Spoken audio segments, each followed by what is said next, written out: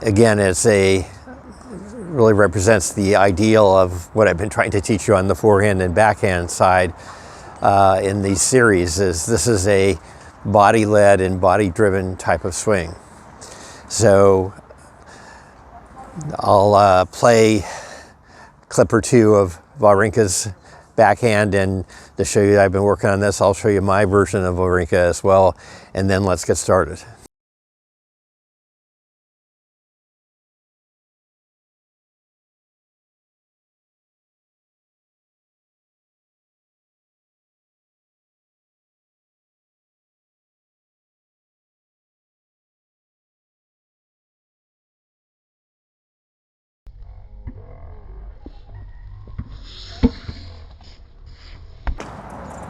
So that's why I want to particularly focus on having you really see what Wawrinka is doing on his return posture and his reorienting footwork.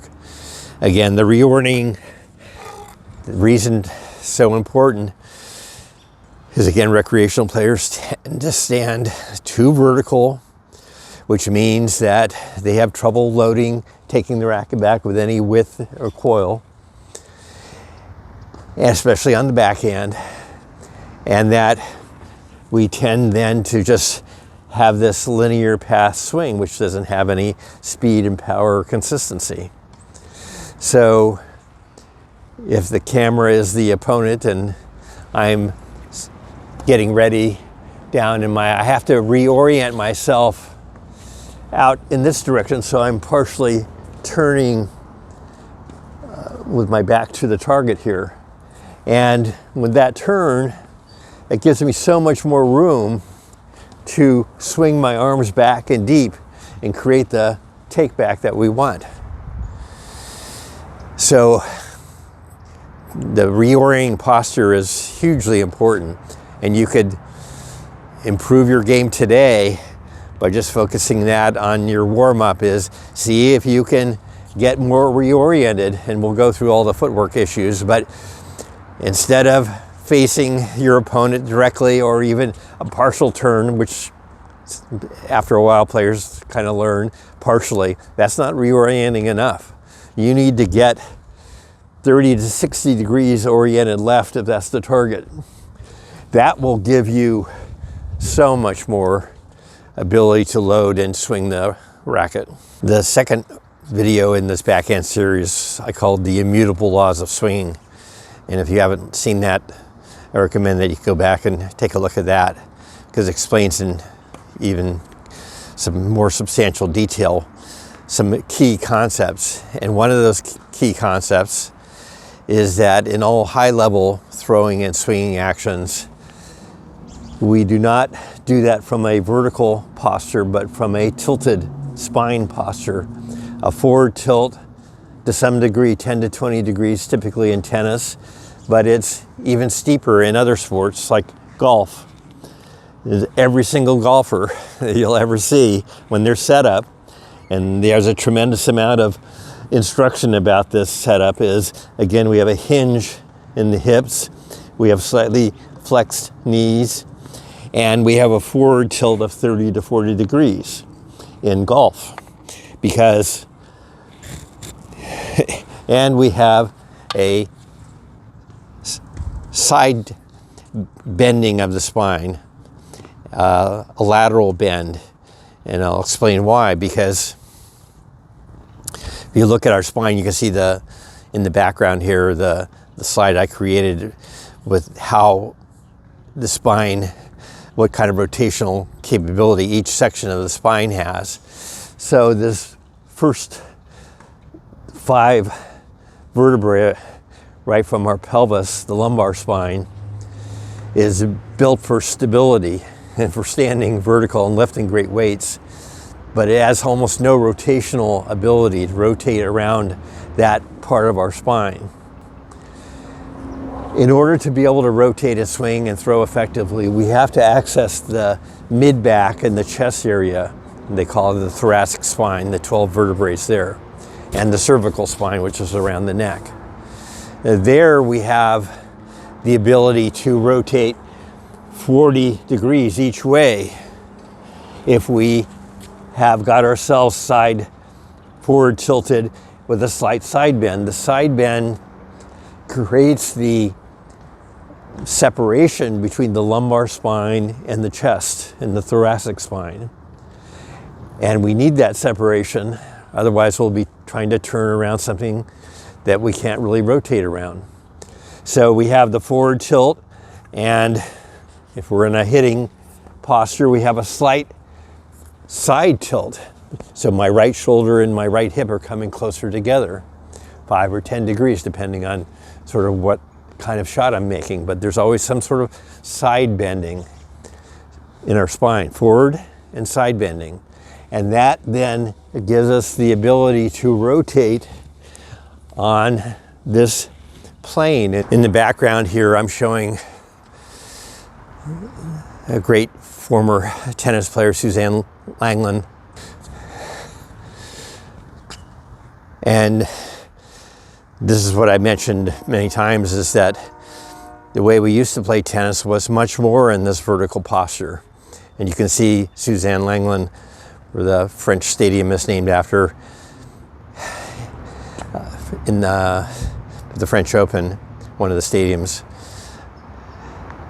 So playing from very vertical posture, which means that if they have any rotation at all, it's going to be around this lumbar spine, this very vertical part of the spine, which you can't really get much rotation on. So your path is going to be very linear and it's going to be very flat, like I'm showing you. So the image in our minds, the movement map in our minds, we need to change from this vertical Ferris wheel posture to a tilted Ferris wheel, as I'm showing you in the background. So the Ferris wheel is tilted 10 or 20 degrees down normally, maybe more in Wawrinka's posture. And the swing path now can be 90 degrees of that posture. And now we're going to see this unfolding of this kind of path, much more vertical. As we come out of this and straighten our body a little bit, we start to get naturally this 25 to 35% rise that we need to generate topspin. So the key movement is as he comes up into his react position and he's more forward, his heels have been unweighted, is that now he can, because he's been shifting his balance, he has one last balance shift into his right side here, right foot, so he can unweight his left foot a little bit, and that enables him to turn it out. And that's the key move on the forehand or the backhand side. We have to have this little turnout move. Now, how much he turns it out varies according to what kind of shot he thinks he's going to get. If he thinks he's in more of an attacking, moving forward mode, he might just turn it out 30%. And I'll show you that in a second. If he's in a more defensive mode of turning right away on the return anyway, his foot might be stepping out 90 degrees from this forward position. Or if he thinks he has to go backwards in some way to load more, it could even be 120 degree turnout. All with in one step he can do it. So we're rocking back and forth, we're ready, we're reading the ball where it's going to go, and then we shift into our right side, if we're right-handed, and then we turn out. We lift up and turn out. And we can get all the way reoriented, that's so key, just in one move. Now, typically, you have to use a couple more steps to do this because the ball's not going to come right to you. So there might be an initial turnout, and then you might have another step or two, and then a final turnout move. So it could be a sequence, and there's so many different variations of this. We don't want to get bogged down to all this. You can practice those separately, and we'll get into that a little bit more in the later series of lessons. Right now, we're just thinking about this tilted forward position and the rocking on the balls of our feet, knees bent, very dynamic weighting mode. And then as we start to rise up, whether you take a hop step or not, doesn't really matter. It's just that we're in the balls of our feet and that we're unweighting ourselves to some degree. And then we can put the weight into our right side and turn however many steps we want.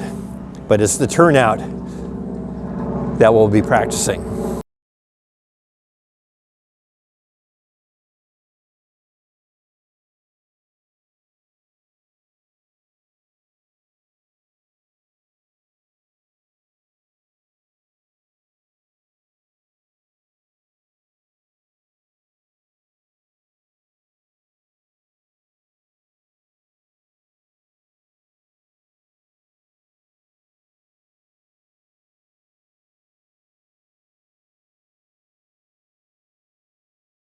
So even when we have got the reorientation that we want, we're still not loaded. All we've done is reorient ourselves.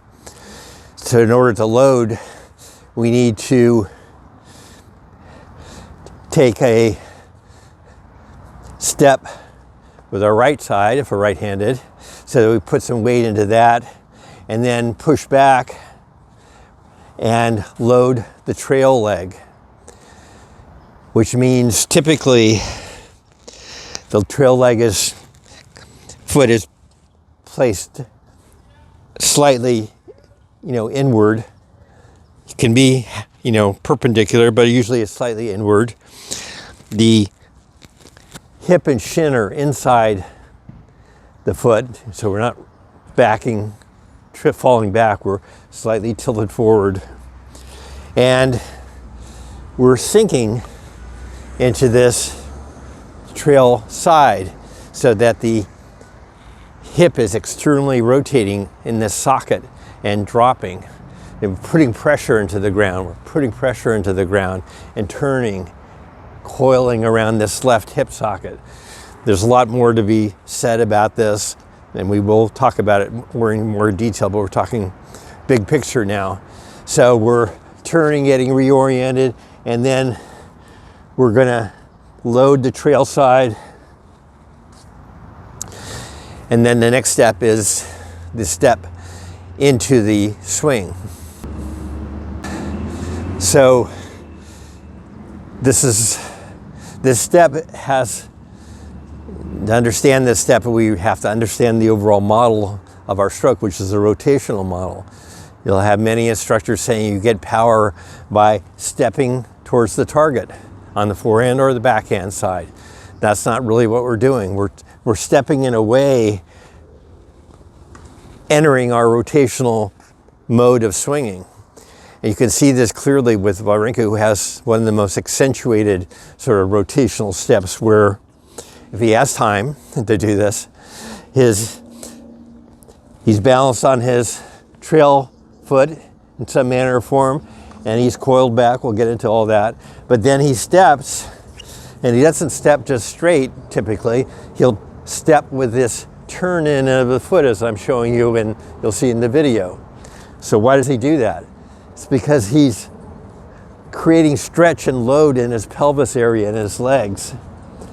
So he's stretching this whole area out with this forward step. And you see this, whether the great one-handers as well. Gasquet does it quite a bit as well. So you don't always have the chance to do this, but if we're talking about maximum loading and trying to do that as often as possible, we want to work on this little turn of step and stretching of this pelvis area. So as Wawrinka steps, he's also sinking. This is the recentering move that we've talked about on the forehand side. We do it on the backhand side as well. So we have some weight and momentum into our lead side. So as we get down, and sometimes people call this a squatting action, our hips get actually deeper here. And once this lead leg is weighted, we transferred the weight into it and we have pressure there, then that enables us to load the upper torso, the upper swing center better, because with this bracing, I have something to pull against my torso. So this is some stretchy bands with a handle to kind of give you a sense of the power dynamic of this. Is that, so he is stepping, and then he is starting to rotate his pelvis, and that creates the stability in the lower side so that I can pull back, load back here, and my lead arm will start to come up against my chest and compress. We talked about this in the Frisbee throw. Well, in the loading phase, the arm gets very compressed against my chest. As this coil deepens and all my back is involved in loading, and I'm loading all these muscles in this torso area so that I can release that in the swing. And even as we start from the slot, on the backhand particularly, we will see this arm compressed against the chest. And so I'm starting to rotate with my body, and I'm turning into this rotation with my body, and this arm is being pushed up against my chest. And that's the way we want it. And that's a sign that someone is really rotating with their body. What we see in lesser players and even some one-handed professional players, I quite often when they get nervous, is that instead of this arm staying compressed as we start into the swing, the arm will separate from the body. And it's a sure sign that the player is moving into an arm-driven and arm-led kind of swing, which is going to have all kinds of erratic problems as we go through contact and lose a lot of the power and speed. We have to keep this arm compressed until we get the turn of the swing, and then as we turn up and in, then the arm does come up and is released in this blazing fast rotation up. But we can't release it too early or we lose all the dynamic of this coiled, tilted axis around our spine.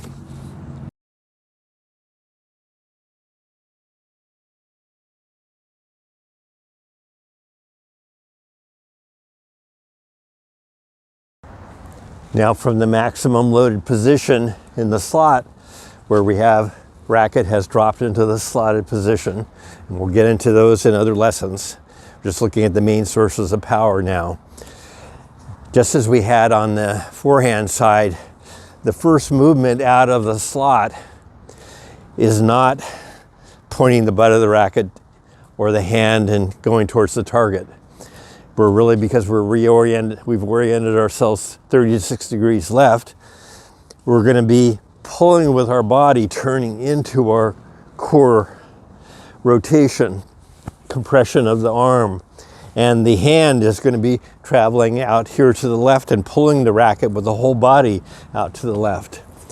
And the head of the racket will line up in this pulling action, not flip out, which it will if you start thinking about reorienting the butt of the racket immediately towards the target. And we're not rotating immediately hard and aggressively at the target either. There is this transitional move where we're gathering momentum, letting the racket gather momentum behind our pull, and it's only when we get to the pivot of the body towards the target, the turn of the swing, is that then this racket is going to be released. So the head will travel up and around the pulling hand and up.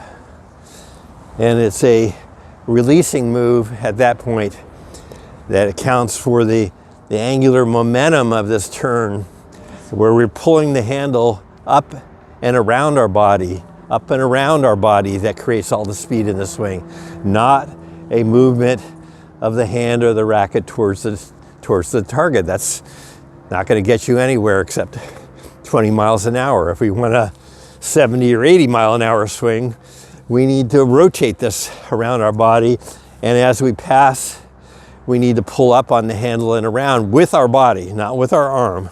So we just can't do it. So that's why we have to keep this arm compressed as long as possible and keep our coiling around our tilted axis. That's going to be the main engine that propels the Wawrinka great topspin swing. So the other thing that powers the swing, of course, is this great pelvis movement and rotation of his lower body. And part of that is as he sinks and recenters and then starts to unwind, then as he starts to get to the turn of the swing, then there is a straightening of his legs. So this will help us pull the racket handle up naturally in a very accelerated way, just by the straightening of his legs. And yes, the body finally relaxes and comes vertical at that point, but we're staying in our tilted posture all the way through contact. And then as we pass through contact and the follow through, then we have this expansion and straightening. But the legs play a very important role in the Wawrinka power sources in terms of sinking and straightening as he unwinds. And you'll be amazed yourself as you practice this later, how much power you get from this straightening of the legs movement. And further, again, touching on past articles, in terms of this unwinding process, we're letting the arms unwind around this rotating core, and the energy, yes, it moves up from the ground up into our shoulder and out to our hand, but the energy in the kinetic chain process also moves from the core of the body around the axis. They call the proximate to the core, out to the distal areas, the hands and the arms outside of our body. So there's two ways the energy is moving up from the ground, accelerating, but also accelerating from our core around this turning core of our axis out into our arms, and we're releasing that energy again passively, like I demonstrated with the frisbee throw, and then there are other throwing actions. Our arms are not being active, they're being driven by the body's rotation, and we allow that to happen in this unfurling, this slinging manner. We're not actively moving and driving this action with our arm. It's just to be released as a result of the body's rotation. So 2 or 3 takeaways for this movement map section of this lesson. The first takeaway is just emphasizing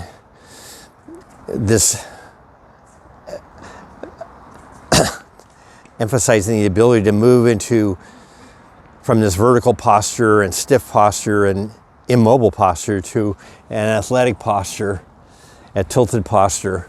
And there can be a steep version or a shallow version depending on what kind of ball we're hitting, and all kinds of different variations. But the constant is the need for tilting and pressure into the balls of our feet, bent knees, straight back, as we are moving into the swinging mode. Now, I want to say a few things about the athleticism that's required in different sports. And not to say that they're necessarily better athletes, but athleticism and general movement are a little bit different in each of these sports. You can see in golf, someone like John Daly, who was a top player, won a couple of Grand Slams, was the longest driver on the tour in golf, and he was weighing over 300 pounds more at times. So there's a certain athleticism required in golf for sure. But it's quite a bit different than the athleticism that we'll see that required in tennis. And the second takeaway is just the necessity for you know, de-leveling our shoulders and getting in this tilted position to swing. As our shoulders tilt and de-level, so will our swing path. And the swing path will always be roughly 90 degrees of our spine tilt. So the very first thing is get the spine tilt right for whatever shot we're going to face, and be ready to accept the challenge of that and not try to move around and hit in this vertical posture. It's really going to be impossible to have a high level topspin shot with that kind of movement pattern. So the final takeaway in this section is, if we can get the body's form right, the swing path will pretty much take care of itself. Yes, there's all kinds of things that we'll get into with the arms and structure and the grip. But from the large perspective, the swing path will be taken care of if we get the right posture. And this is going to require you to practice it deliberately. You're not going to walk out one day and suddenly have the right depth of posture and balance and whatnot. You're going to be going back to your vertical posture. So this is something that has to be practiced deliberately and focused on deliberately. That's again why random practice with your pals really isn't much of a practice at all. It's just reinforcing your old patterns. You have to go out deliberately and work on these posture, alignment, balance issues as a foundational piece to your tennis game. So that's the end of our lesson today, and I want to wish everyone Happy New Year. This is New Year's Day 2025, and this is the day we make New Year's resolutions, right? So I have a resolution to recommend to you, which is to adopt a goat this year. Pick out one of the goats on the forehand side that we've covered, Nadal, Federer, Djokovic, whoever you like, and use that as a model for developing your game on the forehand side. Similarly, on the backhand side, we'll be covering other great backhanders besides Wawrinka, Gasquet, etc. You know, pick out one of those and make that your model for the coming year. So, am I saying that you should become a goat whisperer? Well, yes, but with a twist. I want the goat to whisper to you and to see how good your game gets this year. Happy New Year.